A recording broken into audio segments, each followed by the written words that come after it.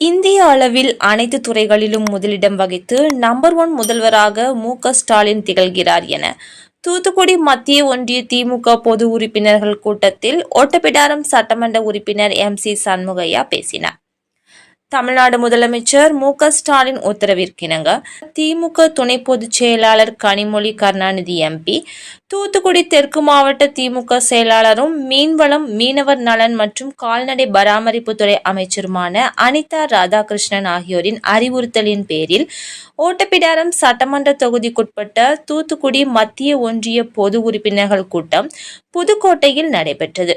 கூட்டத்தில் மத்திய ஒன்றிய செயலாளர் KKR ஜெயக்கொடி வரவேற்றார். அவைத் தலைவர் பாலசுந்தரம் தலைமை வகித்தார். துணை செயலாளர்கள் ஹரிபாலகிருஷ்ணன், ராஜ்குமார், ஏஞ்சலின் ஜெனிட்டா, பொருளாளர் ரமேஷ் விஜயகுமார், மாவட்ட பிரதிநிதிகள் நாகராஜன், வெயில்ராஜ், செல்வின் ஆகியோர் முன்னிலை வகித்தனர். இதில் ஓட்டப்பிடாரம் சட்டமன்ற உறுப்பினர் MC சண்முகையா கலந்து கொண்டு சிறப்புரையாற்றினார். அப்போது அவர் பேசுகையில், முதல்வர் மு.க.ஸ்டாலின் 2021ஆம் ஆண்டு ஆட்சி பொறுப்பேற்றதில் இருந்து தமிழ்நாட்டை வளர்ச்சி பாதையில் கொண்டு செல்கிறார். குறிப்பாக பெண்களுக்காக நகர பேருந்துகளில் விடியல் பயணம், மகளிர் உரிமை தொகை, புதுமை பெண் திட்டம், மாணவர்களுக்கு உயர்கல்வி உதவித்தொகை, தமிழ் புதல்வன் திட்டம், பள்ளி குழந்தைகளுக்கு காலை உணவு திட்டம் என அனைத்து துறைகளிலும் முதலிடம் வகித்து இந்தியாவிலேயே தமிழகத்தை முன்னோடி மாநிலமாக மாற்றி நம்பர் 1 முதல்வராக மு.க.ஸ்டாலின் திகழ்கிறார் என்றார்.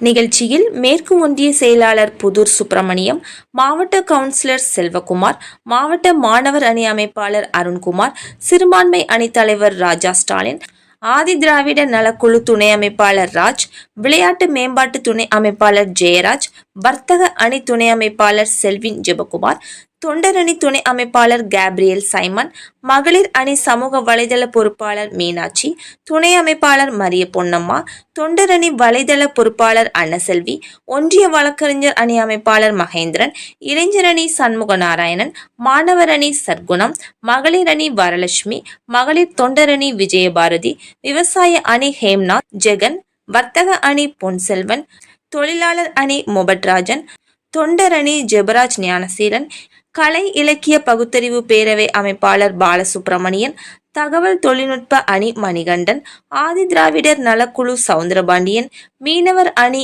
ஈஸ்டர்ராஜ், சிறுபான்மை நல அமைப்பாளர் தனசிங், பொறியாளர் அணி ஆல்வின் பரத், நெசவாளர் அணி ஜெயசிங் கிருபாகரன், இலக்கிய அணி அன்பரசன், சுற்றுச்சூழல் அணி சிவராஜ், அமைப்பு சாரா அணி மகாலிங்கம், விளையாட்டு மேம்பாட்டு அணி அமைப்பாளர் மாரிமுத்து, விவசாய தொழிலாளர் அணி பால்ராஜ் மற்றும் கிளை செயலாளர்கள் உள்ளிட்ட பலர் கலந்து கொண்டனர்.